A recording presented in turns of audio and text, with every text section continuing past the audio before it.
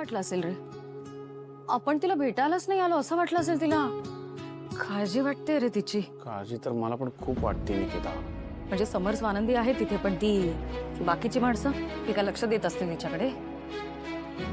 नाही, म्हणजे स्वानंदी वहिनी करत असेल, समर आहेच, पण अरे पण तो पॅनिक होतो ना. काय करायचं? करू का कॉल? कर कॉल. म्हणजे हे बघ, आपण ना सतत असा करूया का नको करूया, कॉल केला तर काय होईल, हे सगळं विचार करण्यात ना आपलं कशातच लक्ष लागणार नाही. आणि फार तर फार काय होईल, आजी फोन उचलणार नाही किंवा उचलला तरी काही बोलणार नाही, एवढंच ना. आपण या सगळ्याची तयारी ठेव, तू फोन कर, बघूया. कर नक्की कर काय बघू कर. ते पण परत जर कोणी काय बोललं ना आपल्याला तर मला सहन नाही होणार आहे. निकिता, कुणी काहीही म्हणणार नाही आणि आजी तर काहीही वाईट बोलणार नाही.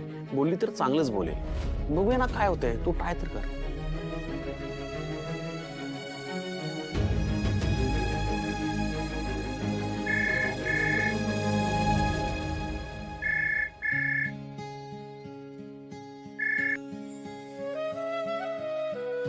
हॅलो हे- हॅलो हॅलो. हॅलो आनंद, निकिता पण आहे का रे तिथे? हॅलो, पिंट्यासारखं माझ्यावर पण रागवलात का? खूप दिवसांनी तुझा आवाज ऐकला ना तर मज्जा वाटली मला खूप. कशी आहेस ग? मी एकदम मस्त आहे रे. बरं आजी, नववर्षाच्या खूप शुभेच्छा. हो आजी, हॅपी न्यू इयर तुला. तुम्हालाही शुभेच्छा रे.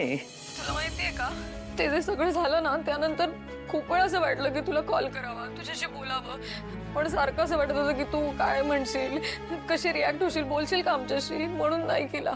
अरे आजी म्हणता ना मला, मग आजीला फोन करण्यासाठी एवढा विचार करायला लागतो? आजी खरं तर प्रश्न सोडवण्यासाठी असते, त्यामुळे फोन उचलायचा, नंबर फिरवायचा आणि फोन करायचा आजीला. एक सांगू का, आयुष्य अगदी छोटं असते रे.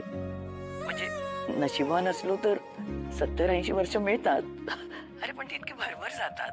आणि नंतर आपल्याला वाटतं कशाला आपण नाही त्या गोष्टींमध्ये वेळ घालवला.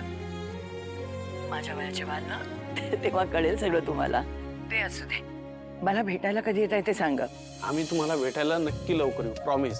यावेळी ना उडीकडे मी हीच प्रार्थना करणार आहे की तुमच्यातले सगळे वाद ना एकदा संपून जाऊ देत बाबा, आणि आपलं कुटुंब पुन्हा एकदा एकत्र येऊ दे. संपणार ग, सगळे वाद संपणार बघ. तुझी नाचसून आहे ना, ती सगळं नीट केल्याशिवाय गप्प बसणारी मुलगी नाहीच आहे.